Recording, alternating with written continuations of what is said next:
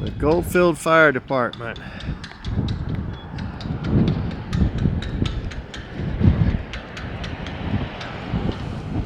It's the courthouse for Goldfield.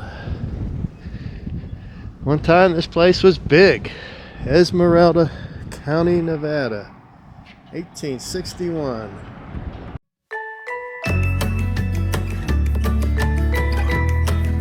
Yes, Goldfield was big. In 1907, it was the largest city in Nevada with a population estimated at 20,000 people. It was one of the largest mining boom towns in western U.S. Some buildings still standing house all the amenities that a large city and its residents could want. There were hotels, banks, saloons, casinos, stores of all kinds, and of course, brothels. The Tonopah and Goldfield Railroad was the first to arrive from the north in September of 1905. 2 years later, Goldfield was serviced by Las Vegas and Tonopah and the Bullfrog Goldfield Railroads from the south. Today, Goldfield is the seat of Esmeralda County and is home to about 200 permanent residents, plus about a dozen part-time folks.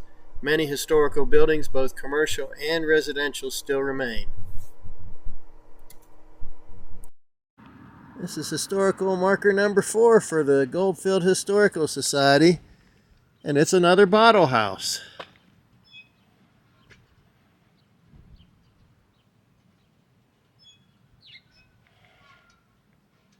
Rocks and bottles. Look at the sidewalk here that they outlined.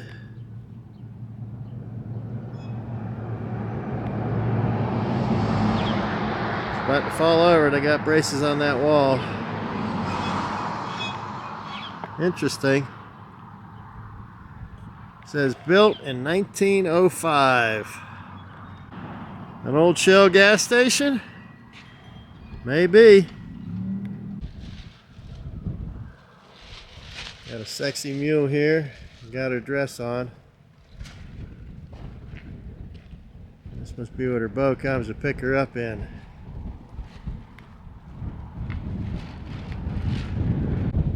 Look at this old steam tractor. Steam driven.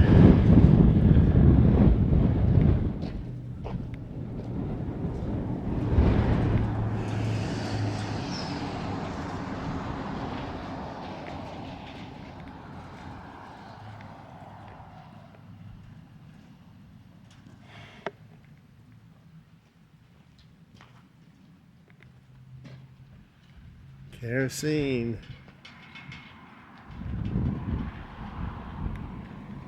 Before we leave.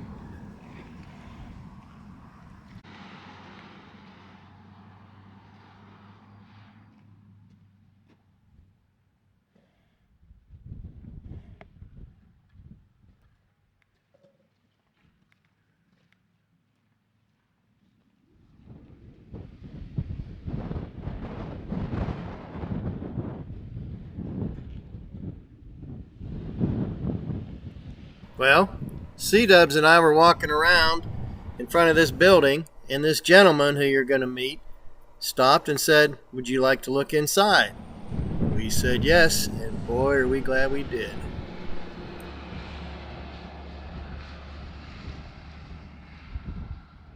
Hey, I'm Randy Main. I own this joint, and we're going to look inside this building and see what's happening here. Nifty. So, this picture here is a picture of this building. Okay. And if we go out and look at it, it's this building. It looks just like that, except not as aged. Yeah. Nice.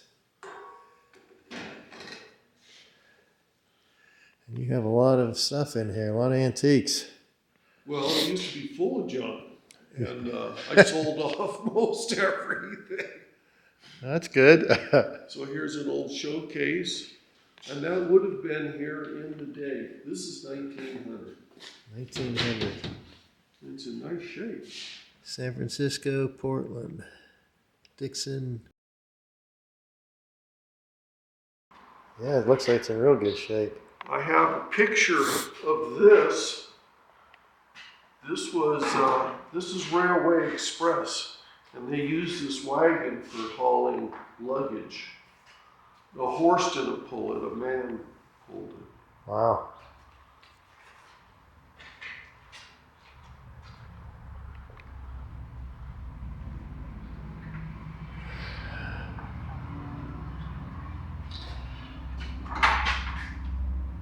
I found this cabinet in an old hut, and it was destroyed.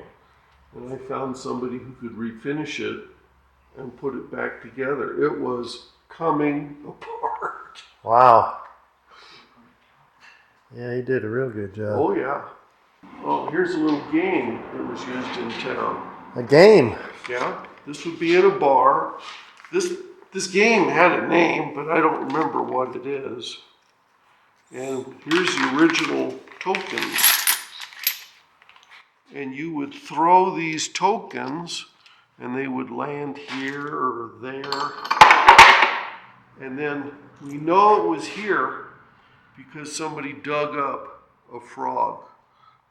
That's iron, and it was all rusted. Wow. One local dug it, and the other one bought it, and they gave him $100. And I found this. I got the whole thing with the tokens. Look at that. You got 2,000 points. I'm the winner. You are. That's where it landed. Let's see what this one does. 1,000. All right. I don't think you're allowed to stand that close. These are 1,000-ounce molds for gold. They Yeah. poured gold in there. I don't think they poured railroad spikes in there. No, no railroad spikes, just the gold. The reason for the 1,000-pound mold is it makes it a little difficult to steal. A horse couldn't carry 1,000 pounds plus a rider to escape. Randy is going to sing for us. What's his name? Dan, I'm Dan. Dan. The DanVan. Okay, Dan. Okay, We're going Randy. to listen to a little tune about this town.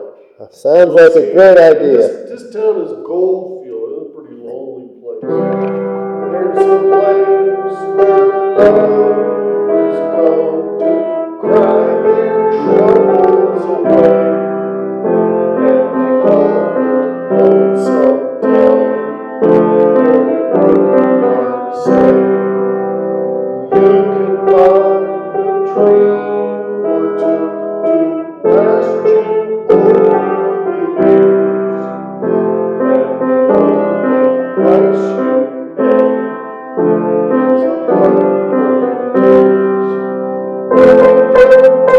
Lonesome town to cry my troubles away. In the town of broken hearts, the streets are paved with regret.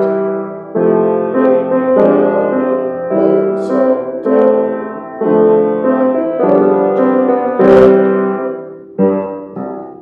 forget. Excellent. Well done. Thank you.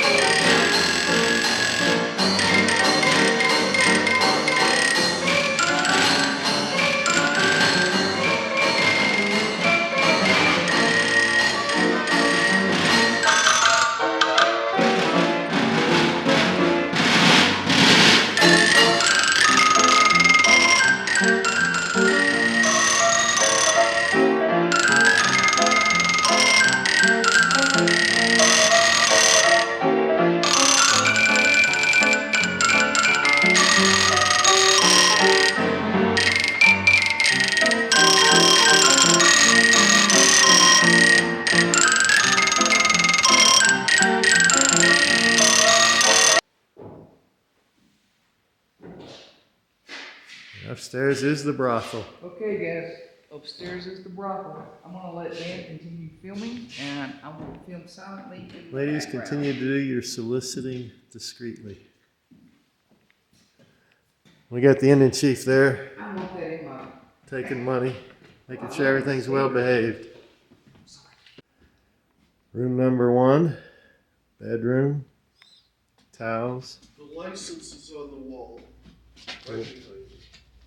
Oh, here is the license for prostitution. Look at that.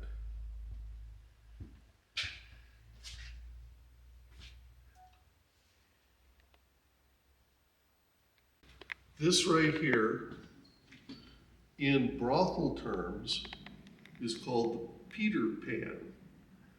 And one person would wash another person to make sure they were clean. Oh, okay. I don't know if they shared it, but well, here we go. This is the other door. Oh, man.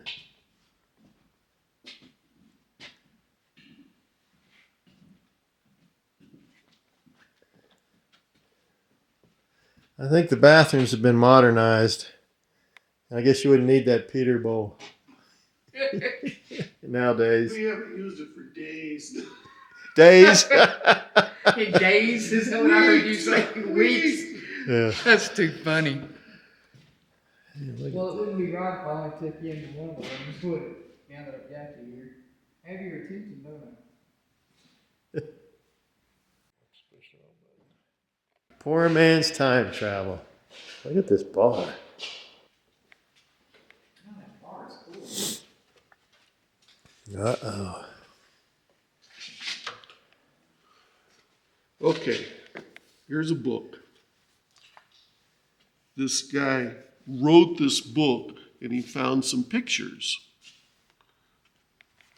So, one of the pictures is this picture. This is in town. This is 1905. This is the real deal. On the wall, right here, you're going to have to stress and strain.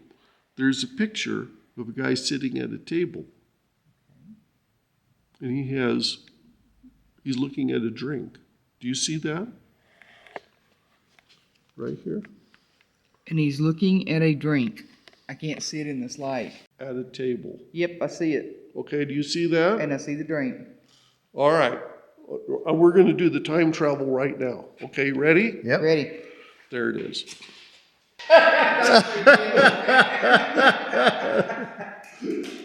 There it is. Look at that. I was looking at that book, and I had that sign there. So I went over and touched the sign. Oh boy. I'm looking through the picture. At this. At this. That's crazy. Damn, we just time traveled. Yeah, we did. 1905 till today. 1905 until... That is something else. We time traveled.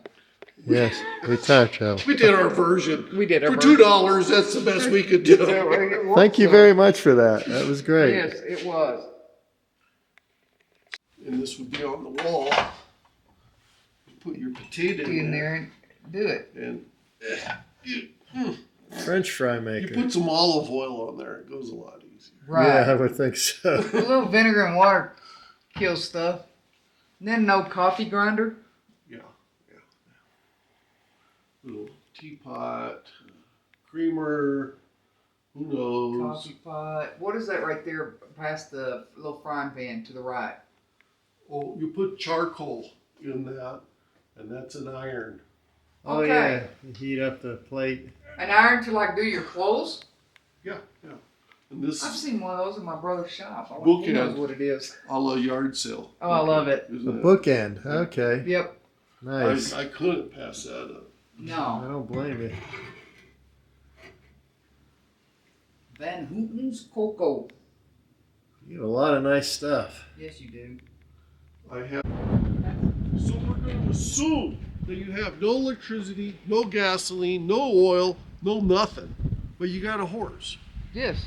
So these are called horse whims. And that's a Davis, and this is a Reynolds. And a stick goes in here, about 10 feet. And then the horse walks around. The horse likes to do this.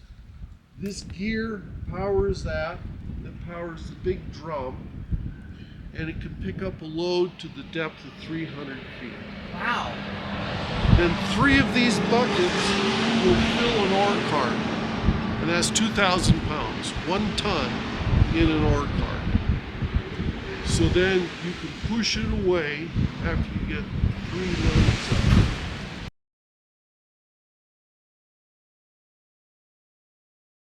Yep, the Goldfield Hotel.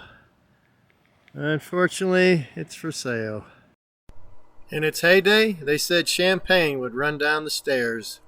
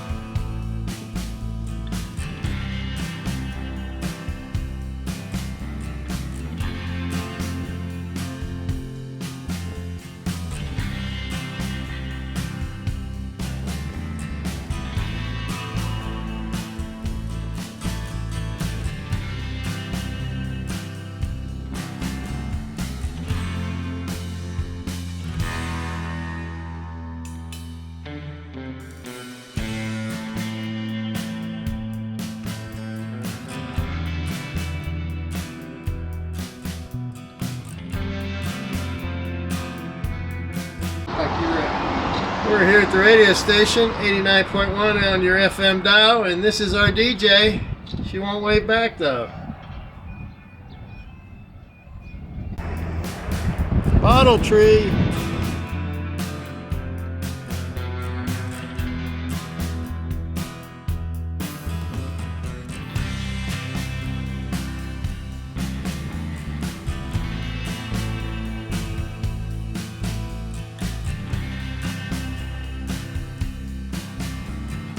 The Goldfield Art Car Park was the idea of Goldfield resident Slim Cerns.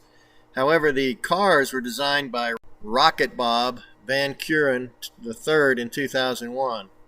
Story goes, Rocket Bob had a number of licensed registered operating art car vehicles that he had to move every day due to Reno ordinances. However, Rocket Bob had a heart attack, and for several weeks he was in the hospital. The city of Reno pounced on the chance to remove the vehicles and quickly impounded them. Rocket Bob couldn't afford the impound fee, so he feared he'd buy them at an auction. However, he was in Houston, Texas on the auction, so enter Slim's daughter. She went to the auction, and although a couple of the vehicles had already been sold, she was able to explain to the other bidders what happened, and no one would bid against her for the remaining vehicles which she bought. And they are now here in Goldfield, Nevada. Hey everyone, hope you're having fun. I am, and you should be too.